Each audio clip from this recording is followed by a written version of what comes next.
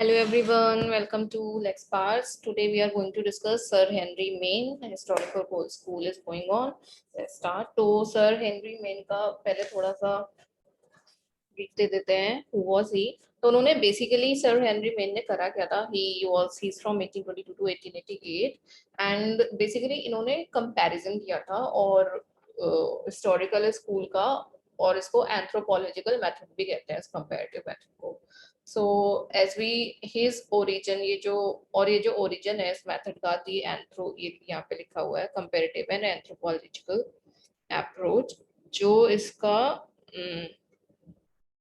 Sorry origin है वो through Montesquieu ही है जो हमारे फर्स्ट ज्यूरिस्ट थे एंड तो जो सर हेनरी मेन है वो he was the professor of civil law at the University of Cambridge and he was also a member in the council of the Governor General of India. तो जब हमारा India में जो council बना था governor general का 1861 से और 1869 में 1861 में और 1869 में he was also the member of the general council.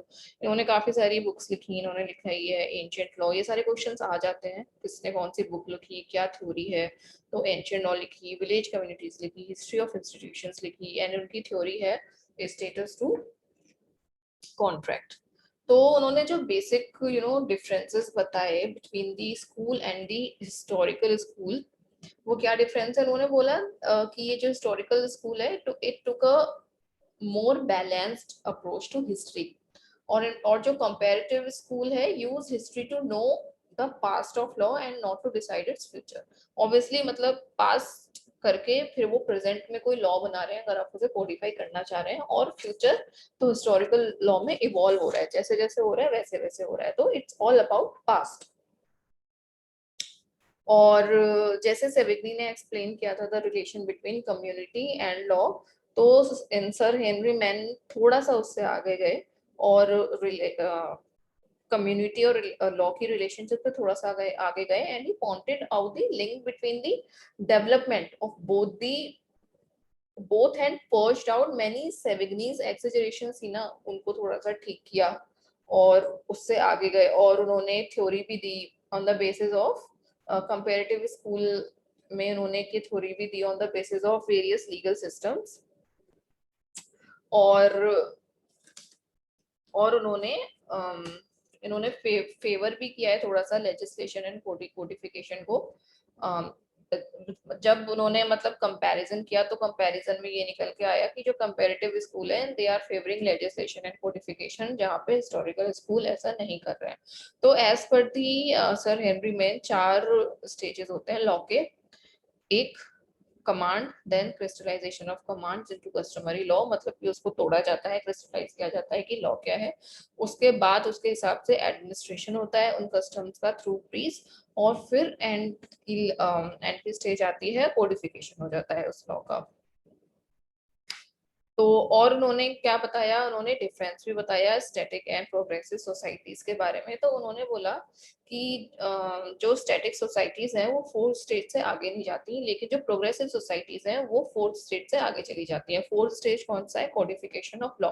तो जो स्टैटिक है सोसाइटीज वो इससे आगे नहीं जाएंगी लेकिन progressive societies codification of law से भी आगे निकल जाती है. और ये होता कैसे है ये 3 मेथड से होता है. तो पहला मेथड है मैंने यहाँ पे लिखा नहीं हुआ है आप इसको लिख लो. First method is legal fiction second method is equity and third method is legislation. तो लीगल फिक्शन क्या है लीगल फिक्शन होता है letter of law does not change but its operation changes. जैसे कि लॉ ऑफ अडॉप्शन हो गया तो प्रोसीजर में आप चेंज कर सकते हो इसको कुछ और कर सकते हो जैसे जैसे हो रहा है. तो एक ही हो गया लीगल फिक्शन. लॉ अडॉप्शन की लॉ नहीं चेंज होगी लेकिन उसका प्रोसीजर और चेंजेस उसमें आ सकते हैं उसका ऑपरेशन चेंज हो सकता है. तो this is legal fiction. Second is equity. Inherent ethical superiority changes the law and principles of ethics start governing the law. तो जो इनहेरेंट एथिकल सुपेरियरिटी होती है ना वो मतलब जो इक्विटी होती है इक्विटी मतलब इक्वल या फिर इसको आप नेचुरल जस्टिस भी बोल सकते हो वो चेंज कर देती है लॉ को और उसके एथिक्स को और उसके प्रिंसिपल्स और फिर वो जो इक्विटी के जो प्रिंसिपल्स और एथिक्स हैं धीरे धीरे वो लॉ को गवर्न करने लग जाते हैं. और थर्ड है लेजिस्लेशन, जो कि सबसे ज्यादा डिजायरेबल मेथड है, बट इसको should not conflict with deep seated traditions of the community. तो मतलब आपको पता ही है कि फिर लेजिस्लेशन बनने लग जाता है, लेकिन वो लेजिस्लेशन ऐसा नहीं होना चाहिए कि वो कुछ कस्टम से अलग ही चला गया, वो जनरल कंसाइंस को लेके उसके साथ बनना चाहिए। तो और जो स्टैटिक सोसाइटी होती है उसमें ऐसा कुछ नहीं होता है। जो जो सोसाइटीज प्रोग्रेसिव हैं, जो ऐसे इवॉल्व करती रहती हैं, उसमें ये आगे के स्टेप्स आ जाते हैं।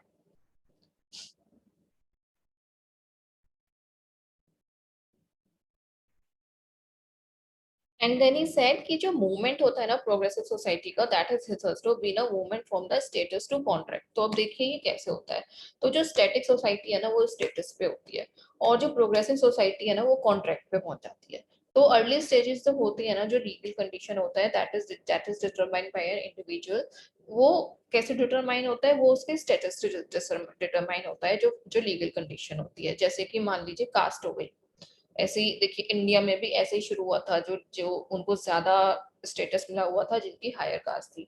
लेकिन जैसे जो अगर सोसाइटी प्रोग्रेसिव है, वो इवॉल्व हो रही है, वो चेंज होने के लिए रेडी है, तो लेटर स्टेजेस में क्या होगा, ये जो स्टेटस है ना वो डिसइंटीग्रेट हो जाता है, एंड जो लीगल कंडीशन है that starts to be determined by free negotiation. यहाँ पे लिखा है ना, फ्रॉम स्टेटस टू कॉन्ट्रैक्ट, ये।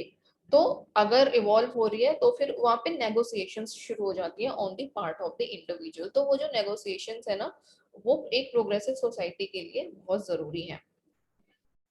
तो और ये आप देखोगे तो इंडिया में धीरे धीरे हो भी रहा है। ठीक है। और मैंने एक डेफिनेशन भी दी थी एक्चुअली स्टेटस की, मैं इसको एक बार बोल देती हूँ क्योंकि इस टाइप के क्वेश्चंस आ जाते हैं। तो as per him the status is a fixed condition due to an individuals belonging to a group. There is no individual will. He cannot change his status by his own will since family is a unit. तो एक status में एक family unit होती है और एक individual अपना status नहीं चेंज कर सकता है। तो मान लीजिए कोई एससी कास्ट है, तो वो एससी कास्ट वाला एससी कास्ट में ही रहेगा, वो अपना फैमिली से अलग जाके इंडिविजुअल विल में अपना स्टेटस कास्ट का चेंज नहीं कर सकता है। तो उसकी कंडीशन फिक्स्ड है। क्यों नहीं कर पाता है? क्योंकि वो due to the individual belonging to a group, क्योंकि वो एक ग्रुप को बिलोंग कर रहा है, तो वो चीज इसीलिए चेंज नहीं कर पाएगा। लेकिन कॉन्ट्रैक्ट में क्या होता है, जो इंडिविजुअल है, स्टेटस में इंडिविजुअलिज्म नहीं है, लेकिन कॉन्ट्रैक्ट में क्या है कि जो इंडिविजुअल है वो इंपॉर्टेंट हो जाता है, बजाय ग्रुप के। एंड तो he can enter into a contract since human, contract मतलब नेगोशिएट कर सकता है। Since human will become important, therefore individual creates his own status by his own endeavors, achievement and negotiation. So बहुत ही simple है। अगर आप पढ़ लिख जाओगे, अगर कोई लो स्टेटस का बंदा पढ़ लिख जाएगा और अच्छी जॉब में चला जाएगा, तो वो उस ग्रुप से ऑब्वियसली बाहर निकल जाएगा। तो वो सब कैसे होगा? वो आपके एंडेवर से होगा, अचीवमेंट से होगा, नेगोशिएशन से होगा। So this is what Henry Maine theory is all about. तो पहले क्या था, change was from status to contract, लेकिन अब क्या है कि ग्रुप बार्गेनिंग भी स्टार्ट हो गई है and has become important resulting into collective contract. तो पहले ये जो थ्योरी थी स्टेटस टू कॉन्ट्रैक्ट की, इसके बाद मतलब जो अब इसका अगर आप प्रैक्टिकल एप्लीकेशन देखें तो मतलब यहाँ तक तो सर हेनरी मेन ठीक है, लेकिन आफ्टर आफ्टर इतने सालों बाद अभी एक और नई चीज आ गई है। अब एक बार्गेनिंग भी शुरू हो गई है, अब एक कलेक्टिव कॉन्ट्रैक्ट भी हो जाता है, उसको स्टैंडर्डाइज कॉन्ट्रैक्ट बोलते हैं। तो